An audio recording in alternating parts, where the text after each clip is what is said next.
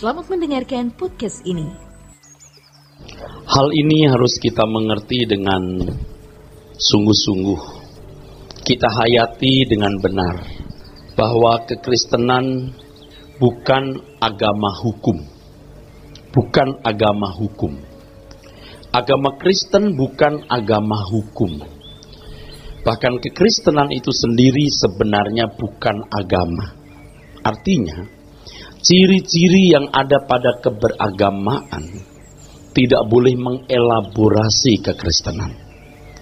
Kekristenan memiliki ciri yang sangat khas, yang sangat berbeda dengan keberagamaan pada umumnya. Memang apa yang saya kemukakan ini sangat kental, berbau filosofis, dan membutuhkan pikiran yang sungguh-sungguh dioptimalkan untuk memahami atau mengerti. Dalam kekristenan tidak ada syariat yang mengatur secara terperinci dan detail cara hidup orang Kristen. Tidak ada.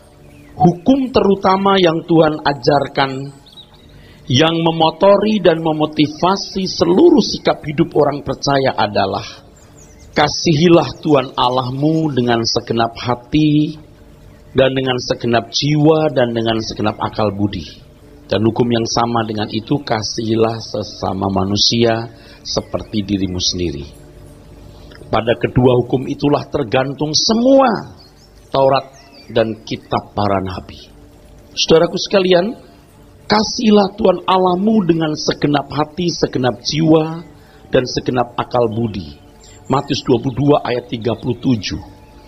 Hukum ini menunjukkan bahwa pembelaan kita bagi Tuhan harus berangkat dari hati yang mengasihi Dia. Dan pembelaan tersebut adalah pembelaan tanpa batas. Bicara soal tanpa batas ini bisa relatif, artinya masing-masing kita memiliki wilayah yang berbeda-beda. Seberapa jauh seseorang telah melakukan pembelaan bagi Tuhan, itu sangat pribadi sifatnya. Sebab saya kira hampir semua orang yang aktif dalam kegiatan pelayanan, khususnya full timer, akan merasa telah melakukan pembelaan tanpa batas bagi Tuhan.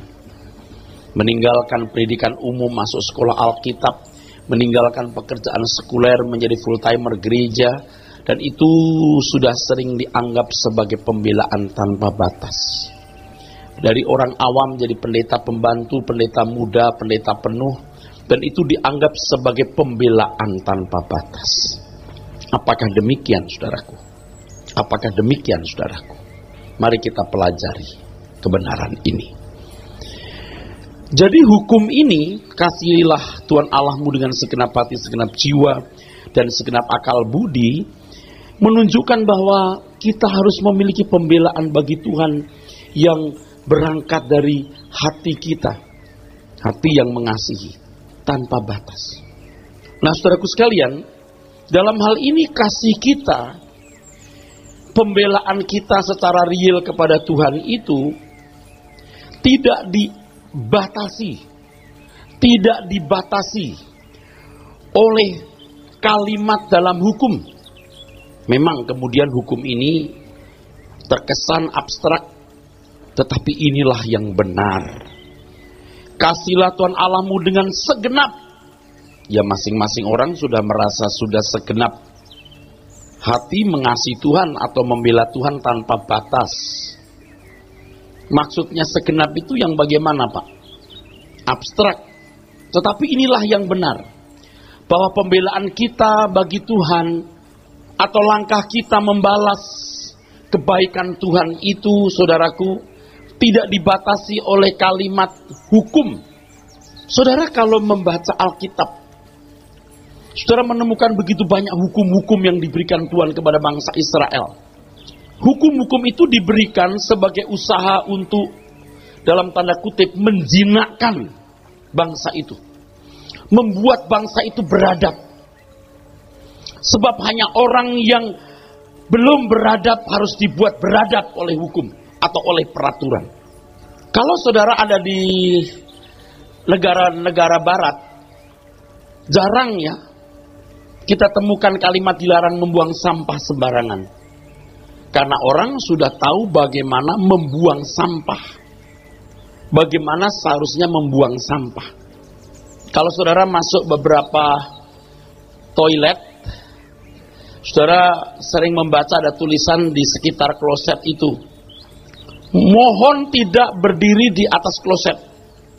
Itu kalau orang barat baca, dia pikir hanya orang gila kali yang berdiri di atas kloset. Padahal banyak orang memang tidak menggunakan kloset secara proporsional. Jongkok di atas kloset.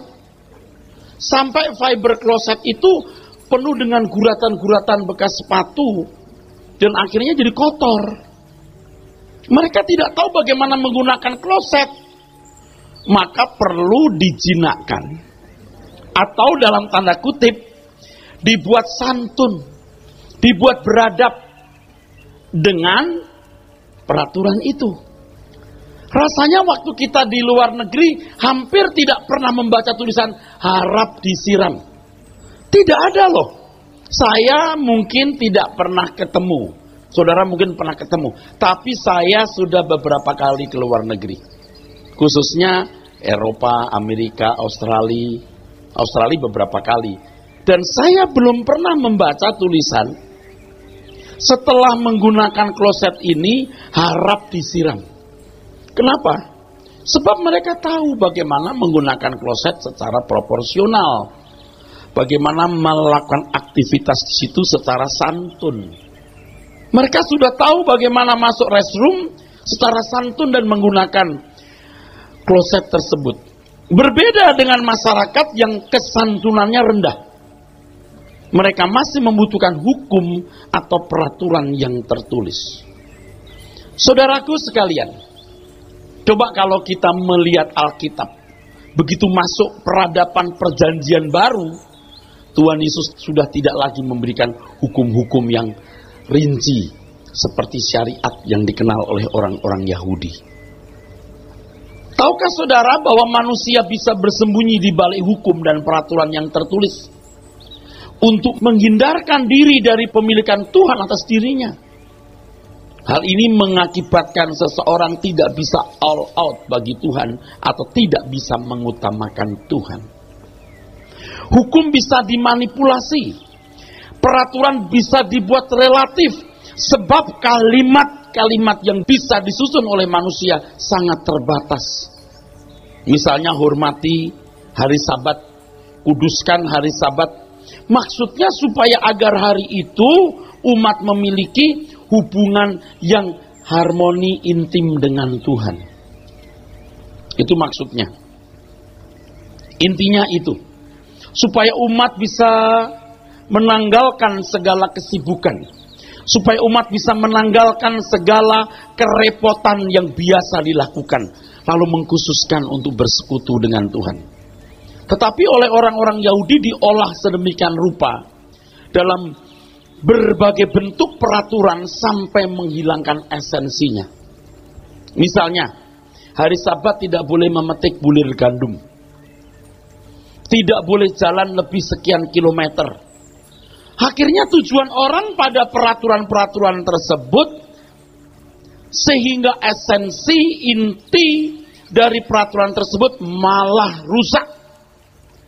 Merusak maksud hukum Sabat diberikan. Itu lihat tuh, peraturan-peraturan bisa buat begitu. Saudaraku sekalian, di dalam kekristenan kita diajar untuk mengerti kehendak Tuhan. Roma 12 ayat yang kedua, ya, berubahlah oleh pembaruan budimu supaya kamu mengerti apa? Kehendak Allah, apa yang baik, yang berkenan dan yang sempurna. Yang mana itu? Tuh, abstrak nggak? Yang jelas dong, maksudnya. Yang jelas dong Pak, kalau begini abstrak. Biar kita mengerti kehendak Tuhan apa yang baik, yang berkenan dan yang sempurna. Yang bagaimana dong Pak? Kalau saya tanya, maksud lu gimana? Maksudnya kalau kita ke gereja pakai celana panjang atau celana pendek? Sopannya gimana? Kulot atau rok? Yang itu enggak ada. Yang baik, yang berkenan, dan yang sempurna. Maksudnya gimana sih, Pak? Maksudmu apa? Maksudnya kalau kita berdoa ini angkat tangan, lipat tangan, tutup mata, buka mata, nungging atau gimana? Itu enggak ada. Justru itu enggak ada. Apa kita harus berlutut? Kita ke arah mana, Pak? Timur, barat, selatan, atau atas? Kalau kita memandang atas begitu, atas kita itu bawahnya orang Amerika. Karena bumi bulat. Saudaraku, kehendak Tuhan itu mutlak dan batiniah sifatnya. Tidak dapat dan tidak boleh diganti dengan berbagai peraturan dan ajaran yang akhirnya mengaburkan apa yang seharusnya dilakukan. Oleh sebab itu agama Kristen bukan agama hukum. Ciri-ciri yang ada pada keberagamaan pada umumnya tidak ada dalam kekristenan. Sebaliknya kekristenan punya ciri khas yang tidak ditemukan dalam agama manapun. Jadi kalau orang Kristen itu bener-bener banget, nggak bener banget. Karena nggak ada peraturan harus pakai rok yang bagaimana, ya udah pakai bikini aja di jalan. Kan gitu, saudara. Saudara mengerti maksud saya? Tetapi kalau yang ngerti akan berkata, kenapa pakai bikini, kenapa pakai rok panjang, kenapa harus begini? Kirim ke Wamena, di suku terasing yang semua pakai koteka. Nggak pakai koteka dipikir dewa, disembah-sembah, atau dikira menghina. Ya udah pakai koteka deh. Kalau nggak ada koteka, bawa peralon dari Jakarta. Waduh Pak, kalau pakai koteka kita kan namanya porno. Porno itu kan pandangan mata manusia. Utek yang butek aja yang bilang porno. Biar seluruh tubuh ditutup. Kalau uteknya melayang kemana-mana tanpa batas itu utek. Nah kalau kita harus berpikir cerdas. Kalau di gereja ini pakai kulot dianggap tidak sopan. Pakailah rok panjang. Dulu beberapa gereja Pentakosta menentang kalau orang pakai rok mini, rok pendek, tidak boleh. Kulot dianggap sopan, rok mini dianggap wah tidak bermoral. Celana panjang tidak sopan, celana panjang untuk wisata. Harus pakai rok yang di bawah lutut. Yang kalau jalan gontai seperti Hawaii. Tarian Hawaii itu hula-hula. Nah kalau semua pakai begitu, ya udah pakai begitu, apa ruginya sih? Kekristenan itu luar biasa, saudaraku. Pak, kita orang Kristen nggak ada peraturan, Pak, mana yang haram, mana yang halal untuk dimakan? Nggak ada yang haram, nggak ada yang halal. Tapi orang Kristen yang bijaksana tahu, ini kadar lemaknya tinggi, bisa mati muda kalau makan itu, jangan dimakan. Tapi nggak ada larangan kok Pak, kita makan boleh, ya goblok loh. Mati muda kamu nanti. Nggak melanggar firman, tapi kamu tidak berkenan kepada Tuhan. Mestinya Anda dipakai sampai umur 80 tahun, 55, you sudah stroke. Nggak ada firman Tuhan mengatakan kita harus makan-makan yang begini begitu. Semua juga halal, apa yang masuk dalam mulut itu tidak haram Pak, yang keluar itu yang haram. Konteksnya apa ayat itu ditulis? Konteksnya soal cuci tangan. Orang Yahudi itu punya budaya cuci tangan sebelum makan, kalau enggak dianggap haram. Tetapi orang Yahudi pada waktu itu memang tidak makan makanan tertentu, seperti babi misalnya, ikan yang tidak bersisik misalnya. Ada larangan, mereka tidak makan itu. Apa yang masuk dalam mulut tidak menajiskan. Tuhan Yesus tidak mungkin berani berkata begitu. Bukan karena takut ya, karena mau jadi berkat di tengah-tengah orang yang fanatik dengan jenis-jenis makanan tertentu yang dilarang oleh Taurat Musa untuk tidak dimakan. Lalu pakai ayat itu dengan mengatakan kita boleh kok makan apa saja. Alkitab nggak melarang, kita kan nggak punya syariat. Tapi you harus cerdas, mengerti kehendak Tuhan apa yang baik, yang berkenan dan yang sempurna. Kehendak Tuhan itu mutlak, tapi batiniah sifatnya, nggak relatif. Tapi batiniah itu repot. Kasih Tuhan alamu dengan segenap hati, jiwa, akal, budi. Bisa abstrak, tetapi itulah yang Tuhan kehendaki. Berubahlah oleh pembaharuan budimu supaya kamu mengerti kehendak Tuhan apa yang baik, yang berkenan dan yang sempurna. Abstrak, tetapi itu yang Tuhan kehendaki. Tidak boleh diganti dengan peraturan dan ajaran-ajaran yang akhirnya mengaburkan apa yang seharusnya dilakukan. Misalnya, Tuhan menghendaki segenap hidup dipersembahkan. Jangan digantikan dengan persepuluhan. Jangan digantikan dengan persepuluhan. Tetapi persepuluhan pun saya anggap tidak salah untuk anak-anak. Bukan anak sekolah minggu, orang Kristen yang masih anak-anak yang masih belum tahu diri. Masih nggak tahu diri. Segenap hidupmu itu milik Tuhan.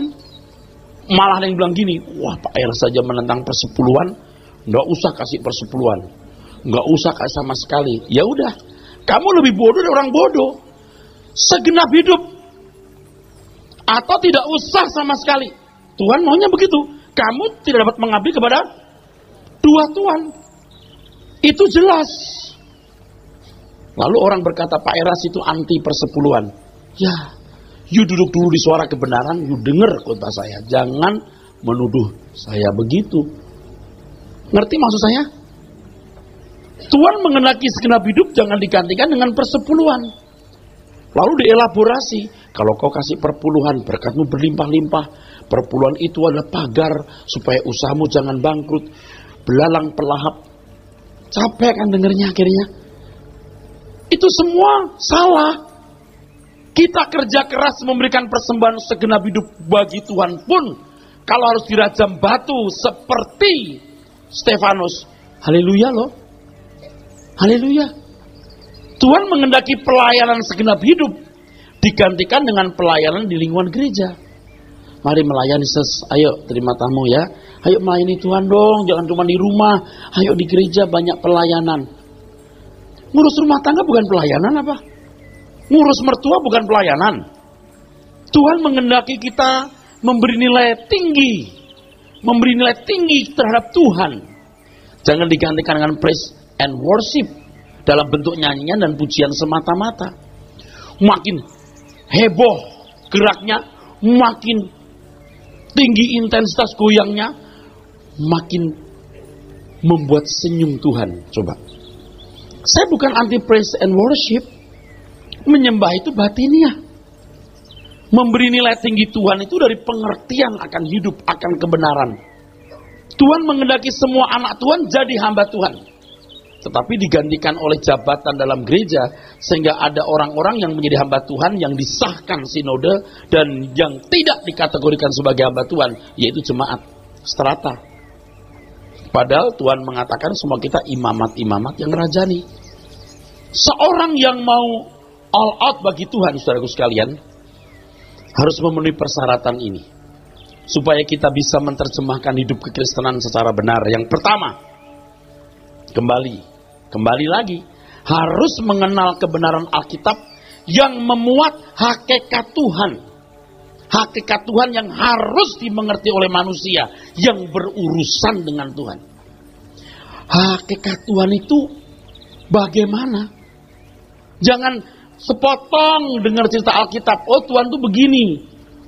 Ini kan Lukas pasal 6. Gimana dengan Matius pasal 7? Lukas pasal 9. Yohanes pasal 2. Seluruh Alkitab harus dipelajari. Baru bisa mengekstrak inti dari ajaran Alkitab tersebut. Dan menemukan bagaimana sifat Tuhan atau hakikat Tuhan itu. Oleh sebab itu orang yang belajar Alkitab dengan tekun dan sering mengekstrak kebenaran-kebenaran, begitu dengar kesaksian misalnya, saudara, saya dapat mimpi Tuhan bicara begini. Kalau kita sudah belajar Alkitab, enggak mungkin Tuhan berbicara begitu, karena Tuhan tidak demikian hakikatnya. Anda langsung tangkap. Saudaraku sekalian, persembahan minggu depan harus sudah bawa ke depan ya, rame-rame ya. Ada kotak di sini ya, harus dibanting dulu, ada bunyinya. Saya dapat visi dari Tuhan, nanti suara dari amplop yang berisi uang itu biar terdengar di telinga Tuhan. Saya dapat visi dari Tuhan itu. Jemaat amin saja. Tapi kalau saya dengar begitu, saya langsung bilang salah. Tidak mungkin Tuhan begini. Tidak mungkin Tuhan begitu. Yang saya pahami dalam Alkitab, tangan kanan memberi tangan kiri aja tidak boleh tahu. Kok pakai acara dengar? Ini model gereja pada abad ke-8 ketika memberikan persembahan waktu itu dalam bentuk koin, begitu ada bunyi denteng, denting dari uangmu, maka roh-roh orang mati yang kamu kasih dari neraka pindah ke surga. Itu sudah ada dalam sejarah gereja. Ketika gereja sesat. Sekarang bagaimana bisa orang boleh bawa amplop diisi duit? Ini kalau bunyinya, kalau cuma selembar, bunyi gini, nggak bunyi. Tapi kalau tebel, saya nggak kenal Tuhan saya begitu, pasti salah ini. Langsung saya, nggak ada ampun. Pak, jangan menghakimi orang. Tidak, nggak menghakimi, membedakan roh. Tapi juga saya tidak setuju kalau saudara kasih persembahan dilipat sampai sebesar ibu jari. Aduh, saya pikir ini orang sakit atau kurang ajar. Kalau dia sakit jiwa, saya nggak salahkan. Tapi kalau dia waras, dia buat begitu, kurang ajar. Ini bukan terjadi 1 kali 2 kali, beberapa kali sampai yang ngitung duit harus 1 menit ngurusin 1 lembar duit. Ini bukan berapa jumlahnya loh. Kok bisa dilipat kecil sampai seibu jari? Ini kalau nggak waras, kurang ajar. Kalau dia nggak waras, saya maklum. Buatlah itu lagi, biar dia senang. Karena itulah yang bisa dilakukan untuk menyenangkan jiwanya yang tidak sehat itu. Tetapi kalau dia orang waras, kurang ajar. Saya mau ajar saudara membeli dengan sopan. Bawa dari rumah, bawa amplop, udah dibawa. Ini bukan soal isinya, sikap Anda. Anda kasih kado untuk orang yang Anda hormati pun Anda bungkus secara baik. Oke, Tuhan tidak melihat itu bungkus, oke. Tapi sikap hati saudara akan terkristal dalam tindakan lahiriah. Nanti kalau masih ada yang begitu, kalau boleh orang itu suruh berdiri di sini. Saya mau nantang siapa yang begitu berdiri di sini. Dan kita berkata, salibkan dia. Saudaraku sekalian, kebenaran Alkitab itu harus diekstrak. Saya mau tegaskan bahwa Alkitab itu tidak memuat kalimat-kalimat suci. Ini ada ayat-ayat suci. Maksudnya apa? Kalimat itu sendiri sebenarnya bisa tidak salah. Yang suci itu bukan kalimatnya. Yang suci itu ekstraksi daripada ayat-ayat tersebut. Jadi kalau ayat dipakai tapi tidak benar ekstraksinya, tidak benar sarinya, ekstraksi itu sarinya, intinya ditafsirkan suka-suka, setan pun juga pakai ayat Alkitab untuk menjatuhkan manusia. Tuhan Yesus dicobai dengan ayat Alkitab. Kan ada firman Tuhan mengatakan jatuhkan dirimu, kan Bapa akan menatang engkau. Itu ayat kan benar. Ayat itu kan benar. Iblis itu memakai ayat Alkitab dan ayat itu secara harafiah benar. Kalau aku jatuh, Bapa akan menatang aku. Benar. Dan Tuhan Yesus bisa berkata, oke, gua buktikan ya. Tapi enggak. Kalau sampai Tuhan Yesus menjatuhkan diri dari atap bait Allah itu menunjukkan Tuhan Yesus meragukan Bapa di surga. Enggak usah gitu ya. Enggak usah begitu ya. Kalau aku jatuh, Bapak pasti menatang. Pasti akan tatang tanganku. Menatang dengan tangannya maksud saya. Aku tidak mungkin terantuk batu. Tapi bukan berarti kalau di atas atap saya goyang-goyang suka-suka. Kalau biar jatuh, toh Bapak akan pegang saya. Itu kurang ajar. Sekarang lagi ada flu babi. Naik pesawat ke daerah di mana berjangkit epidemi penyakit itu. Wah, Bapak akan nolong saya, tenang aja. Pak, tolong pakai masker. Oh, enggak usah. Bilur Tuhan menyembuhkan. Itu kurang ajar. Harus pakai masker. Betul nggak? Masker. Saya ketemu seorang hamba Tuhan, pegang perut saya. Sekarang begini ya. Oh ya, saya sudah kurangi makan. Saya harus jaga. Wah, enggak punya iman ini. Loh, ngomong itu depan orang lain. Saya, dalam hati saya, halal. Maksud lo makan sembarangan dalam nama Yesus, maka kolesterol akan terangkat. Biar lobster, biar udang galah, dalam nama Yesus dimakan. Haleluya. Begitu. Itu mencobai Tuhan Allahmu. Ayat Alkitab yang dipakai tapi malah merusak. karena salah mengekstrak. Amin. Jangan dianggap remeh yang satu ini, saudaraku. Salah mengekstrak, salah menganalisa, salah menafsir. Kecakapan mengambil intisari Alkitab atau mengekstrak Alkitab adalah sesuatu yang benar-benar sulit. Artinya tidak gampang punya kecakapan ini. Kalau seseorang memiliki kecakapan ini atau melatih, maka barulah ia mengalami kekaguman terhadap firman Tuhan. Dari pemahamannya terhadap kebenaran Alkitab, ia dapat mengerti pikiran dan perasaan Tuhan. Makanya orang tidak bisa mengasihi Tuhan dengan segenap hati, segenap akal budi, betul? Segenap jiwa, kalau dia tidak mengerti hakikat Tuhan atau sifat-sifat Tuhan. Dan orang tidak akan bisa mengerti sifat-sifat Tuhan kalau dia tidak mengekstrak Alkitab. Maka betapa pentingnya suara kebenaran ini disampaikan. Betapa pentingnya. Memang nabrak sana nabrak sini. Karena kita akan benturan dengan banyak pengajaran yang salah. Ini tidak bermaksud mengajak berantem, tetapi ini termasuk konsekuensi logis. Ya tidak apa-apa. Yang kedua, kita harus mengerti. Yang kedua, mengalami Tuhan sebagai pribadi yang real dalam kehidupan. Mengalami Tuhan sebagai pribadi yang real dalam kehidupan. Saya sudah menjelaskan kepada saudara-saudara sekalian hal ini. Dan saya sering menyebut atau menyinggungnya. Mengalami Tuhan sebagai pribadi yang real dalam kehidupan. Setiap hari. Sehingga ia dapat mengerti apa yang dikehendaki Tuhan dalam kehidupannya. Setiap hari. Dalam hal ini, kita dapati banyak orang Kristen yang tidak merasa yakin bahwa ia bisa menjangkau Tuhan. Baginya Tuhan adalah pribadi yang nun jauh tak terjangkau sama sekali. Mereka berpikir bahwa Tuhan hanya dapat dijangkau oleh oknum-oknum tertentu yang diberi karunia khusus. Oknum-oknum rohaniwan yang ditentukan menjadi perantara antara Tuhan dan umatnya. Dan konsep ini salah serta menyesatkan. Seharusnya setiap kita harus memburu Tuhan sampai setiap kita dapat menemukan Tuhan. Ingat ini, saudara. Saudara harus terus belajar Alkitab, mengekstrak isinya dengan benar. Kalau Anda tidak sanggup, tidak mampu dengar suara kebenaran, saudara akan menemukan ekstraksi-ekstraksi yang sudah baku, dan itu akan membuat saudara menjadi terlatih untuk membedakan kebenaran atau dusta. Yang kedua, mengalami Tuhan. Jadi setiap kita itu dengan Tuhan dalam tanda kutip dekat. Setiap Jumat, setiap kita. Jadi setiap kita itu seperti punya Bluetooth dengan Tuhan on, anytime on. Memang tidak sederhana dan tidak mudah, tetapi harus terus bertumbuh.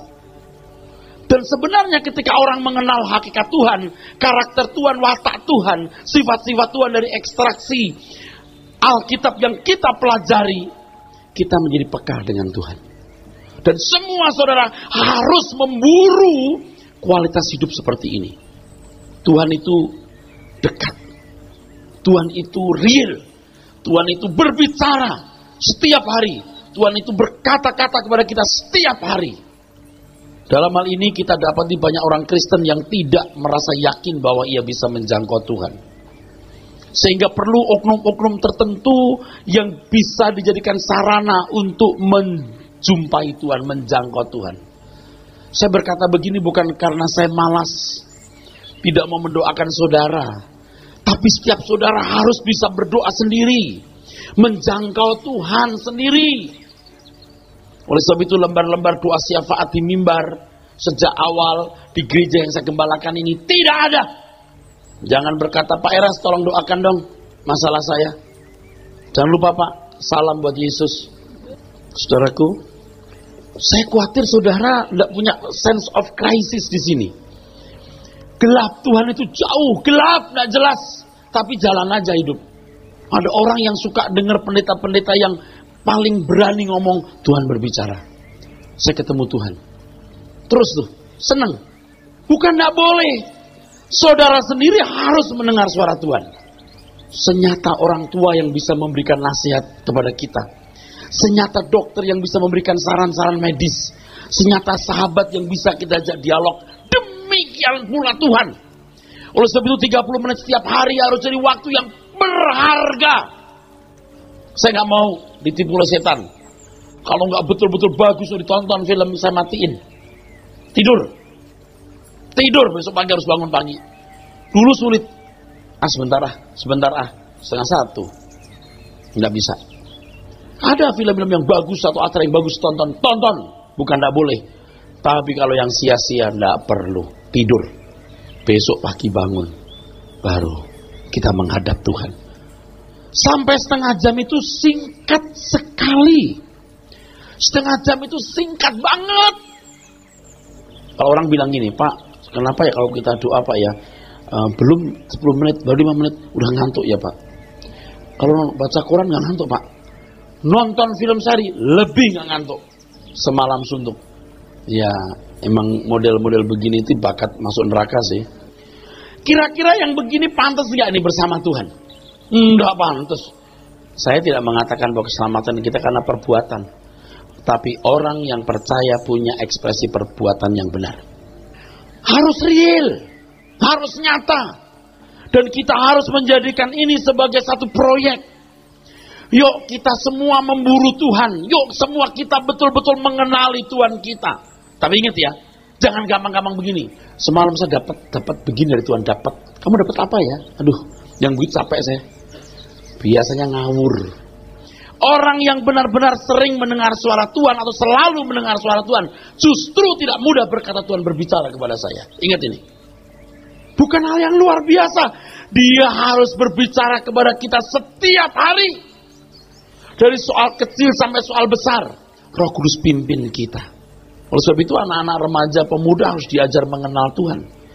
Milih jodoh tidak usah harus begini. Tuhan, siapakah tulang rusukku? Supaya saya jangan dapat tulang babi. Ya begitu ngobrol dengan orang, langsung itu detektornya jalan. Ini orang kurang ajar, ini orang jahat. Begitu ngomong orang sepadu patah kata, udah tahu ini orang nggak pantas jadi suamiku, ini orang nggak pantas jadi istriku. Itu otomatis saudaraku. Halo, amin. Nah, untuk mengerti kehendak Tuhan apa yang baik, yang berkenan dan yang sempurna, harus mengenal hakikat Tuhan. Ini logos, kebenaran firman. Yang kedua, mengalami Tuhan secara real. Dia Allah yang real. Dan saya tidak akan cemburu sama sekali kalau saudara peka-peka mendengar suara Tuhan sampai tidak butuh saya lagi. Kalau dulu kan Pak Eras, gimana ya? Sekarang tidak lagi. Kenapa? Saya sudah ngomong langsung sama Tuhan. Tapi jangan mudah berkata, saya semalam dapat. Waktu berdoa aku dapat. Yang begitu biasanya ngawur. Justru orang yang selalu mendengar suara Tuhan tidak mudah berkata, saya mendengar suara Tuhan. Kenapa? Udah biasa. Orang gak pernah makan pagi bilang, aku makan pagi tadi loh. Yang biasa makan pagi, gua tiap hari makan pagi. Amin. Saudara ngerti maksud saya? Yang saya katakan ini benar-benar benar. Percaya deh. Maka Alkitab tidak pernah berusaha membuktikan adanya Tuhan. Alkitab tidak pernah berusaha membuktikan bahwa Tuhan itu ada. Tidak pernah. Kenapa? Karena mereka yakin betul Allah itu ada. Alkitab tidak pernah berusaha membuktikan bahwa Allah itu ada. Kenapa? Karena penulis Alkitab dan semua pengalaman tokoh-tokoh Alkitab yakin mengalami bahwa Allah itu ada, tidak perlu dibuktikan. Tahu nggak bedanya orang kaya baru dan orang kaya lama? Biasanya nggak selalu. Orang kaya lama lebih low profile. Orang kaya baru norce. Nggak pernah kaya dia. Yang punya cincin sengaja dilihat-liatin. Kalau jalan begini. Sambil tepuk-tepuk biar dilihatin. Berkibarlah bendera. Dasar lu melarat baru kaya mendadak. Orang yang sering mendengar suara Tuhan, selalu mendengar suara Tuhan, enggak berkata, saya dengar suara Tuhan, malah tidak. Baginya Tuhan memang terus berbicara di hatinya. Ingat ya, kalau orang yang sering berkata, oh Tuhan bicara, justru itu harus dicurigai. Banyak nabi-nabi palsu yang mengatasnamakan Tuhan berbicara kepada umatnya, padahal pesan yang disampaikan adalah pesannya sendiri, bukan pesan Tuhan. Biasanya orang-orang yang berani menjadi nabi ini adalah orang-orang yang tidak mengekstrak Alkitab. Pengen tahu, hidupnya pasti tidak bisa dicontoh. Lihat, hidupnya pasti tidak bisa jadi contoh. You buktikan. Buktikan saja. Silahkan saudara buktikan. Hidup rumah tangganya, ekonominya. Oh, saya nggak mengatakan kita harus kaya, tapi kalau saudara sampai jadi beban bagi orang lain, sorry ya, you melanggar hakikat hidup. Orang-orang yang berani menjadi nabi seperti ini yang dikit-dikit mendengar suara Tuhan, pasti tidak mengekstrak asal kitab dengan benar. Biasanya dalam pelayanan yang diandalkan adalah suara Tuhan, bukan menjabarkan kebenaran Alkitab. Kalaupun mengambil ayat-ayat Alkitab, mereka tidak meneliti secara benar. Mereka tidak melakukan ekstraksi yang bertanggung jawab. Secara hurufiah dipungutnya tanpa mempertimbangkan konteks ayat dan latar belakangnya. Lebih konyol lagi kalau makin buka Alkitab lalu kita mau cari kehendak Tuhan. Ambillah pelacur itu jadi istrimu. Tuhan tidak bicara hari ini. Sebab yang ditunjuk itu batas PL dan PP. Antara Maleaki dan Matius kosong kertasnya. Tuhan nggak bicara. Saudara kalau belajar Alkitab itu mengekstrak Alkitab, saudara akan terus punya kecakapan, kepekaan menangkap suara Tuhan apa yang dia kehendaki. Dan seharusnya setiap domba dapat mendengar suara gembalanya dan mengikuti gembala agung tersebut. Yohanes 10, Anda baca ayat yang keempat, 5. Dampak dari praktek munculnya nabi-nabi yang sangat luar biasa ini, luar biasa beraninya gitu, Tuhan berbicara kepada saya itu, banyak orang percaya tidak yakin bahwa dirinya bisa mendengar suara Tuhan. Sebagai akibatnya merasa perlu nabi untuk bisa mendengar suara Tuhan. Di sini terjadi ketergantungan seseorang terhadap manusia. Wah, rusak banget nih. Rusak banget. Rusak sekali. Bagaimana orang-orang ini bisa all out bagi Tuhan? Bagaimana bisa mengutamakan Tuhan kalau mereka tidak bisa mendengar suara Tuhan, tidak mengerti kehendaknya? Kalaupun mereka kelihatan all out, militan, pasti yang dibela adalah organisasi dan visi-visi pribadi manusia yang diaku visi Tuhan. Jangan berhenti belajar. Ekstrak Alkitab, pelajari Alkitab, sampai saudara punya kecerdasan roh untuk bisa membedakan suara setan atau suara Tuhan. Amin.